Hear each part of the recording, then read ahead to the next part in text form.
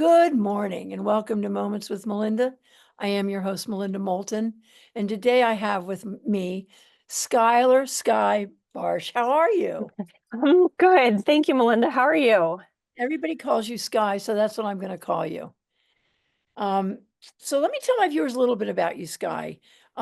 Sky is the Chief Executive Officer of Vermont Digger and has an extensive career in local and national media, which we're going to get into in depth in this interview. So let's start at the beginning, Sky. Talk to us a little bit about your childhood and where you grew up and who was your greatest inspiration? Oh, good question. So I grew up in Meriden, Connecticut, which is in central Connecticut, and my dad was a water treatment plant operator and a veteran, and my mom was a certified occupational therapy assistant.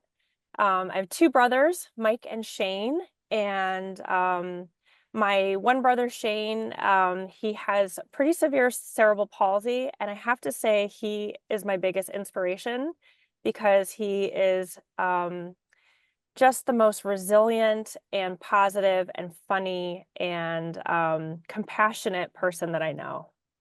That's so beautiful. So would you say that he's your inspiration?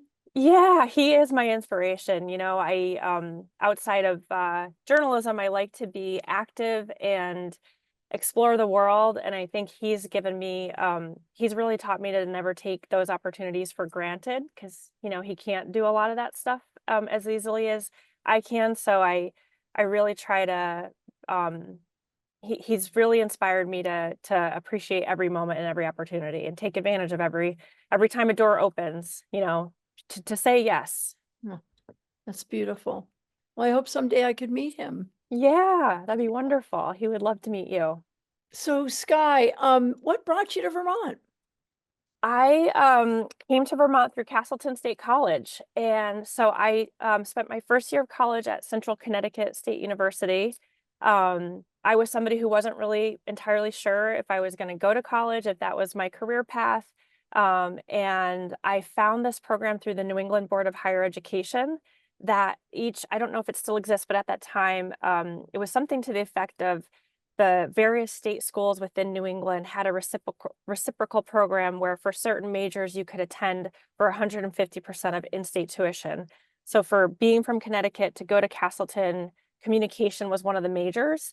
And I just sort of thought, okay, this is more affordable way to get to Vermont, which I had visited and fallen in love with. And that was sort of like the first part of the plan, like get to Vermont. And that's how I was able to do it. Well, you sure got to Vermont and you landed and I mean, you've made such a great difference in so many people's lives through your journalism. Um, so what inspired you to become a journalist? What was the impetus? That was sort of something I fell into. I always loved to write. I wasn't one of those people who just like knew they were going to be a journalist. Like I really initially saw journalism as a way to make a living writing. And I started freelancing for the Times Argus after college, and the editor at the time reached out and said they had a reporter position opening. Would I be interested? And it was one of those times I said yes, and learned a lot through that first experience. So Sky, where do you see the future of journalism in a country under this new anti-press administration? I am very I'm optimistic and I'm concerned at the same time. I'm optimistic because um I think that as an industry for a long time, we were very mired in tradition, and that served certain people for a long time.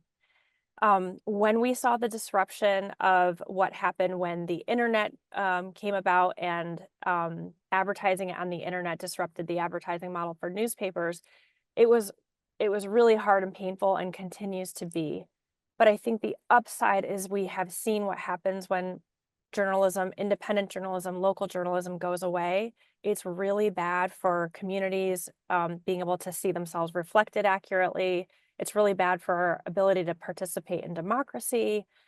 It's really we lose a fabric, a weave that connects our communities. And I am hearing people talk about journalism in a way that I've never heard before, and how important it is and what a public service it is. So I'm concerned for the short term, but I'm hopeful for the long term.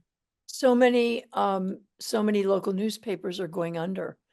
I don't know what the number is, but I attended that fabulous event that you had at Hula a while back, and learned a lot about local journalism, but a lot of local papers are going under.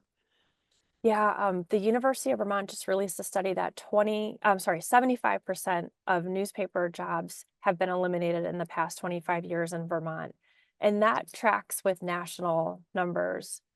Um, you know, for a long time, newspapers could sell their subscriptions at a rate that was subsidized by advertising because they had such a big audience. Advertisers wanted that audience, Right. and they funded the journalism, and that has changed. And good journalism is expensive to produce. You know, for our reporters to write the stories that they write, it takes days, sometimes weeks, and it takes you know, public records requests, and sometimes it requires legal work.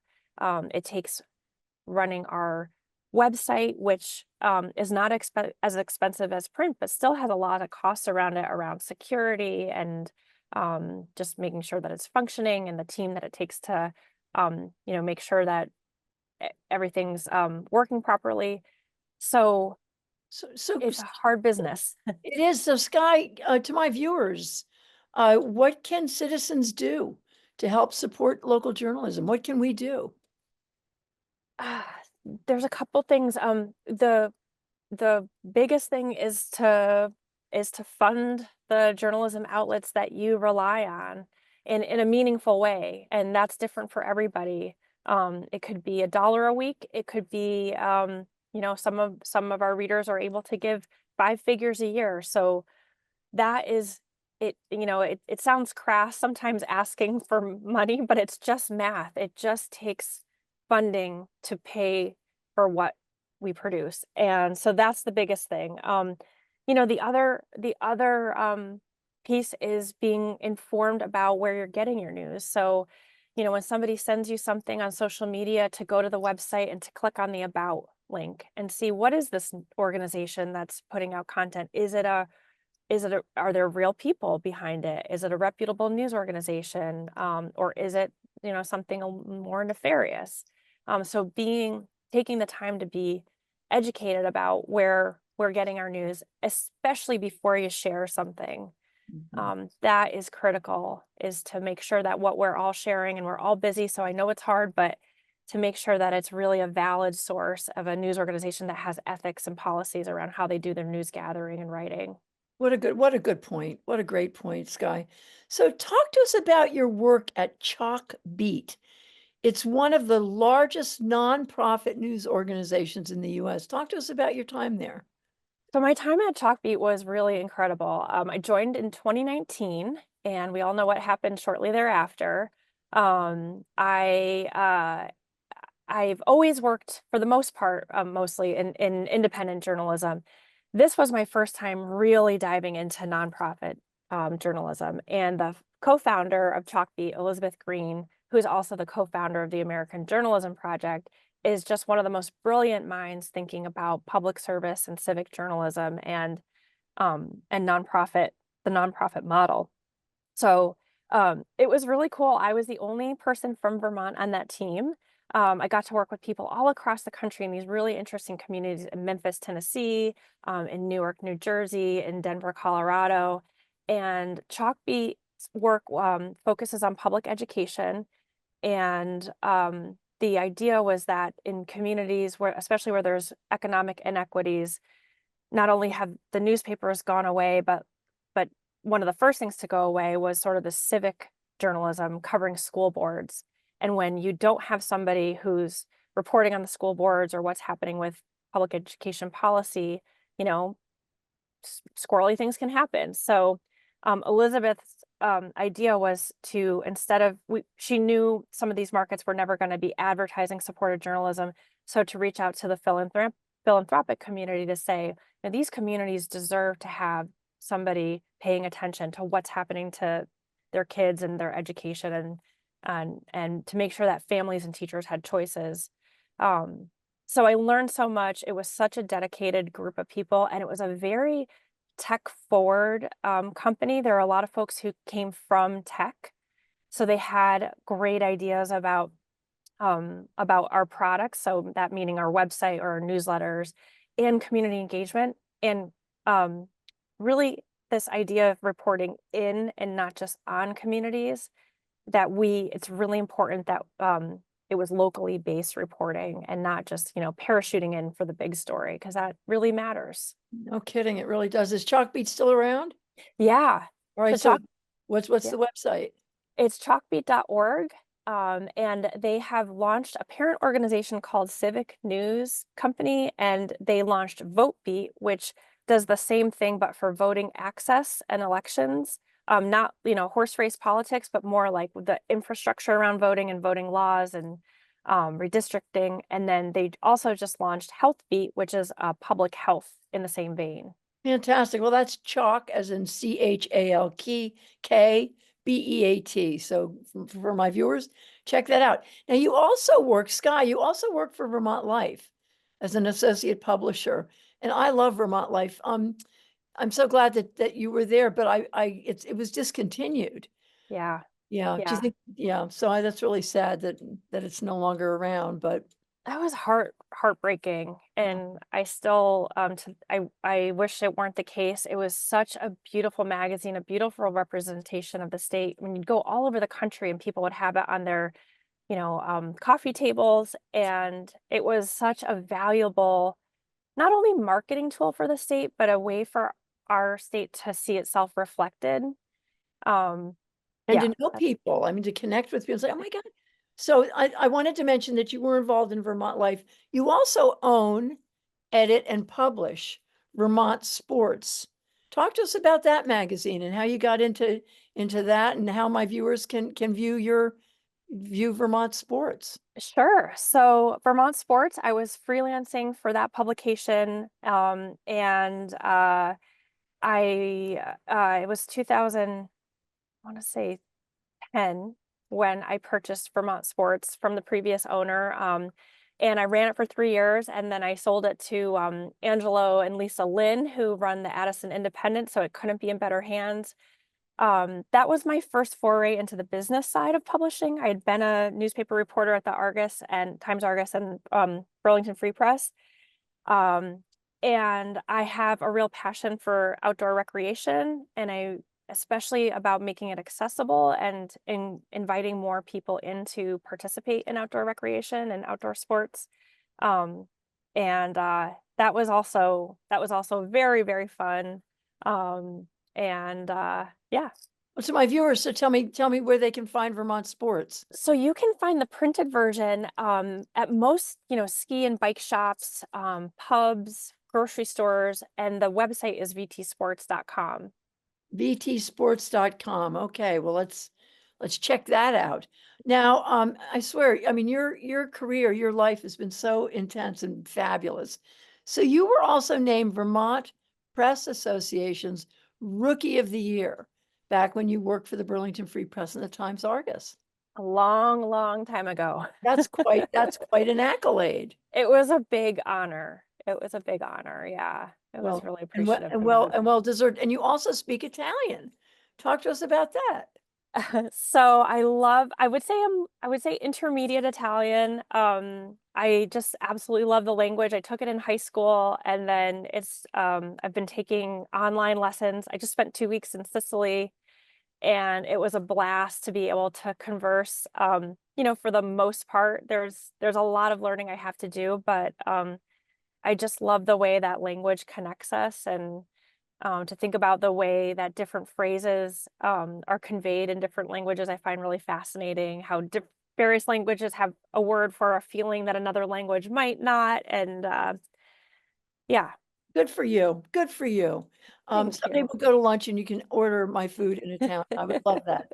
So you are also a board member of the Montpelier Area Mountain Bike Association. You've been for quite a few years. And the mountain bike experience here in Vermont has exploded. Talk to us a little bit about that movement. Yeah, so I'm not on that board anymore. That was another just like I loved being on that board.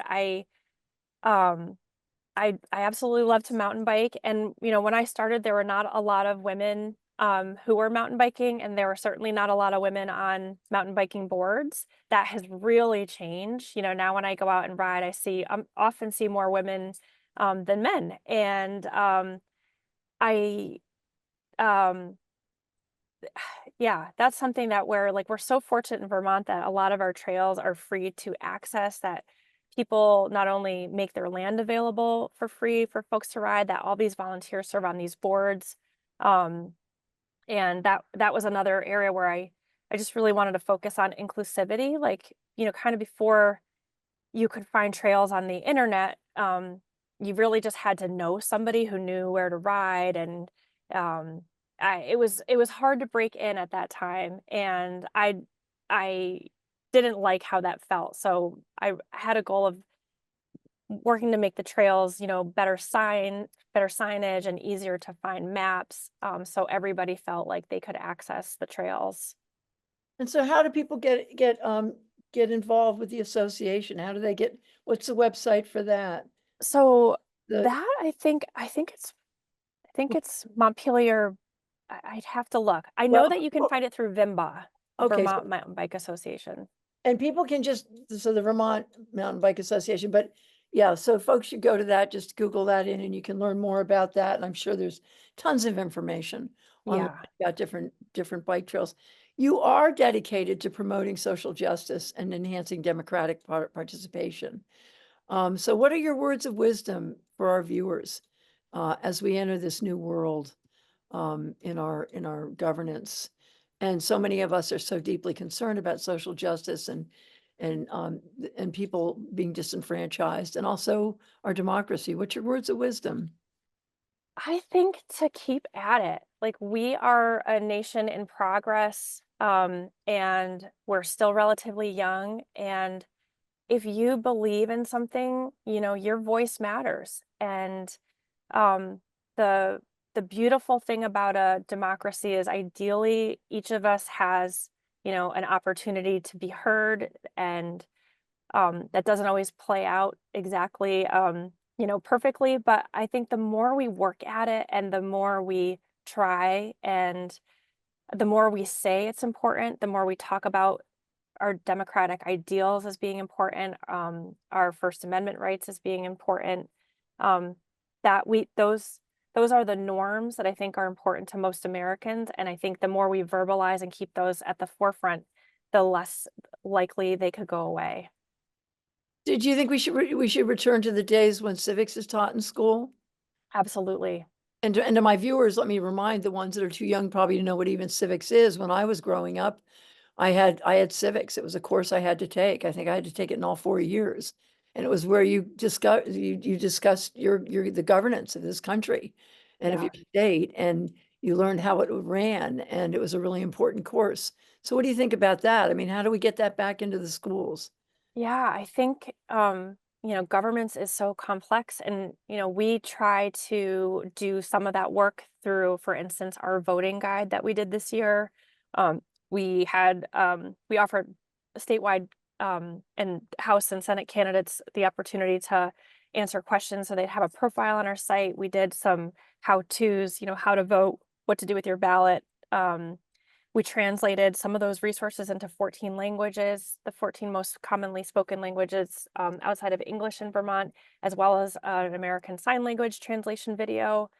Um, but for in schools, I think that there are some schools that have civics, but it's it's too critical to not offer. I mean, there's Kids need to know what kind of government they're living in. And there's a majority of kids in the country who don't even know who the vice president is. But so you say we, and when you talk about we, let me get to the big kahuna here.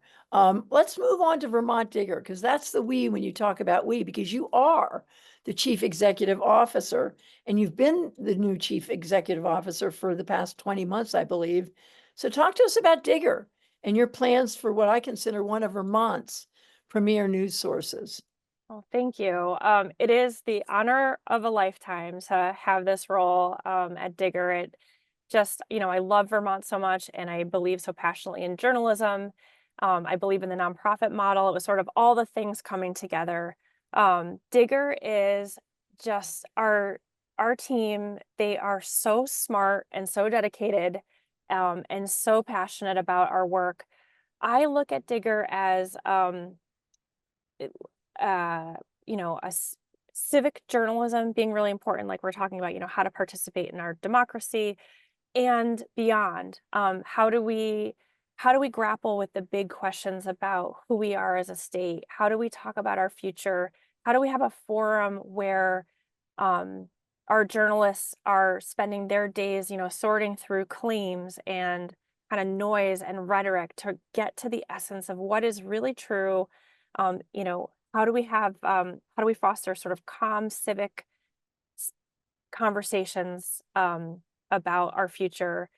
And so it's important to me that we have our robust commentary section where our readers can write in with their viewpoints. That's something I would like to grow and expand. Um, it's really important to me that we're covering the biggest issues of the day, which, right now, housing is such a big issue, our climate. Um, affordability is on everybody's minds.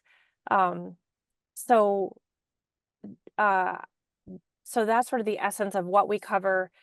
Really important to me is also that Digger is available for free to all of our readers. So I know I just made a pitch for support, but that is what allows everybody to access the information they need to make informed decisions about their lives, regardless of whether they can afford a subscription or not. Um, and I see a really bright future for Digger. There's so many things we want to do. If we were to, as we grow our funding base, I would love to add, for instance, a outdoor recreation and culture and arts reporter. There's a lot of things we would love to do in the future, and we've been doing some good thinking about that. And it all comes down, and a lot of it comes down to money. But to my viewers out there who are not aware of Vermont Digger, the website is VTDigger, DIGGER.org. And I suggest that you go online and get involved with Vermont Digger, and if possible, to become a donor, and certainly to become a subscriber. I am a commentary, and I'm so honored that, Sky, that you allow me to espouse my beliefs and my thoughts at Vermont Digger. But I got to tell you, it's a rigorous review, and everything is spot checked. And that's what I love about Digger is it's all about truth, and I honor you in that. So let's talk for a second about what are the hardships for local news. I mean, it's money, and Mhm. it's participation. How many members do you have? How many subscribers do you have? We have 9,000, Wow, which is really incredible. that I is think incredible. that says something about Vermont. We, on a per capita basis, we have one of the strongest membership, if not the strongest membership programs in the country. Texas Tribune, which is one of our esteemed peers, I think they have 11,000 or 12,000 members, which is fantastic too. But you look at the size of Texas and you look at the size of Vermont, and I'm really proud of our membership team for all their hard work. Well, hopefully we can help increase that. So it's vtdigger.org. Everyone sign up, become a subscriber, get involved in this incredible journalistic project here. So Sky, you also have you are a woman, you're the Renaissance woman for me. You have your own fitness studio in Montpelier. Tell us about that. Sure. So I know I'm speaking to a fellow Renaissance woman, so that means a lot. Thank you. So Alpenglow Fitness is my other life, and I started Alpenglow in 2018. I purchased an existing fitness studio, and that originally a woman named Amy Leventhal founded, who's been a wonderful mentor of mine. And kind of along the same lines, I wanted to create a third place, somewhere where folks felt included, and an inclusive space where we say we're just here for here for the experience and to feel good, not for measurements. It's really a place where people can come and exercise in a supportive environment. And life is hard, and it's a fun hour with really loud music and dark lights and black lights, and it's just a chance to let go of some stress, to work some things out. I love people come through the door after work, and you can tell everybody's kind of like this, and they leave and they're like this, and I just love seeing that. You're opening their heart chakras. Well, so Alpenglow in Montpelier. Well, I'd love to see you move one a little bit further north for people like me, Yeah, who don't live near Montpelier, but you're also a yoga teacher. yeah, yeah. I would love to. I need to sign up just to come and do Oh, I would love your that. yoga class. I would love. I'll have Love to get that. online. What's the website for Alpenglow? That's alpenglowfitness.com. All right, okay. ALPENGLOW fitness.com. Thank you for that. So, Sky, your former communication professor at Castleton College, Bob Gershon, stated that your heart is always in the right place. And I've met with Always. you, I've had lunch with you, I've gotten to know you, and that is so, so true. Another professor, Tom Conroy, highlighted your generosity. Talk to us a little bit about that.